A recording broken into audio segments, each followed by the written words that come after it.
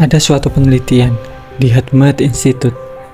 Ternyata manusia memancarkan suatu getaran tertentu yang sifatnya listrik, sekaligus magnet, atau biasa disebut medan elektromagnetik. Jangkauan atau cakupan getaran ini sejauh ketika tangan kita diluruskan sejajar. Dan ternyata, getaran yang manusia pancarkan mempengaruhi segala sesuatu termasuk benda atau hal lain di sekitar kita. Dari mana sumber dari getaran ini? Menurut Gregg Braden, seorang ilmuwan dan penulis buku, sumber getaran itu berasal dari dinamika pikiran dan emosi atau perasaan manusia. Kualitas getaran pada manusia itu tergantung pada bagaimana isi pikiran dan perasaan atau emosinya. Getaran ini bisa juga disebut dengan vibrasi. Dan seperti inilah gambaran vibrasi atau getaran manusia. Fenomena getaran di dalam kehidupan sehari-hari dapat kita temui di saat kalian menggunakan handphone dan sedang berkomunikasi dengan saudara atau teman kalian. Coba kalian perhatikan, ketika ada WhatsApp masuk atau telepon masuk, apakah kalian percaya bahwa HP kalian ada sinyal? Kalau tidak percaya akan adanya sinyal di handphone kalian, coba matikan kartu SIM kalian. Apakah ada WhatsApp atau telepon yang masuk? Untuk memahami vibrasi atau getaran, dianalogikan sama kayak kita merasakan angin. Kita bisa merasakan angin yang berembus, tapi kita tidak bisa melihatnya. Dalam penelitian di HeartMath Institute, ada sebuah hasil dari penemuannya dalam konteks getaran. Disebutkan bahwa the heart is about 100,000 times stronger electrically and up to 5,000 times stronger magnetically, yang memiliki arti jantung sekitar 100.000 kali lebih kuat secara listrik dan lebih dari 5.000 kali lebih kuat secara magnetik daripada otak. Dalam perspektif getaran atau vibrasi, otak atau brain disebut sebagai sumber pikiran, dan jantung atau heart adalah sumber dari emosi atau biasa disebut perasaan.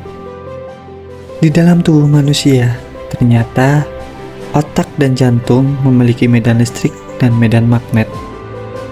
Setelah dilakukan penelitian dan membandingkan medan listrik dan medan magnet yang ada di otak dan di jantung, ternyata medan listrik dan medan magnet di jantung berlipat-lipat kali lebih besar daripada medan listrik dan medan magnet yang ada di otak.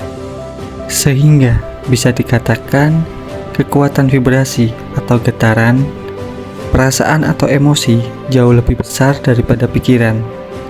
Artinya, jika kita membandingkan positive thinking dan positive feeling, yang lebih berdampak dalam hidup kita adalah positive feelingnya. Kalau kita peribahasakan, bukan you are what you think, melainkan you are what you feel. Jika ada sebuah pertanyaan, saat melihat video ini, apakah kalian sedang berdoa? Mungkin sebagian besar jawabannya adalah tidak. Dalam konteks vibrasi, getaran dari rasa yang kita pancarkan itulah doa yang sesungguhnya. Karena getaran rasa berlipat-lipat lebih kuat, bisa dikatakan rasamu adalah doamu. Mungkin ada suatu sudut pandang yang melihat bahwa bukannya berdoa itu sebuah ritual dengan kalimat yang kita baca. Sekarang kalian amati, ketika statement itu diutarakan, bagaimana dengan orang yang bisu atau tidak bisa berbicara? Apakah doanya tidak dikabulkan sama Tuhan? Dalam kehidupan sehari-hari, kita akan banyak menjumpai fenomena rasamu adalah doamu. Apakah kalian pernah mengalami ketika kalian belum punya SIM atau surat izin mengemudi? Saat berada di jalan, kalian was-was karena takut bertemu polisi atau operasi lalu lintas yang dilakukan pihak kepolisian. Ketika kalian merasa takut untuk ditilang, malah kalian bertemu polisi yang sedang mengadakan operasi lalu lintas.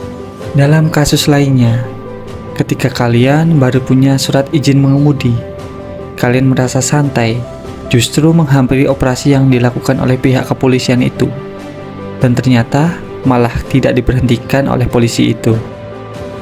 Hal-hal seperti ini bukanlah sebuah kebetulan. Ini adalah bukti bahwa rasa kita, vibrasi kita, mempengaruhi realita di dalam kehidupan kita. Pikiran kita positif, dan perasaan kita juga harus positif atau selaras. Seringkali di pikiran positif, tapi di perasaan kita berkebalikannya. Contohnya, ketika kita berkata, "Aku kaya," tapi suara di dalam hati, "Kok susah ya dapat pekerjaan?" Jika kalian seorang pengusaha, "Kok susah ya cari customer?" Perlu diingat, ketika isi di dalam pikiran berbeda dengan isi di dalam rasa, maka rasalah yang menjadi pemenangnya.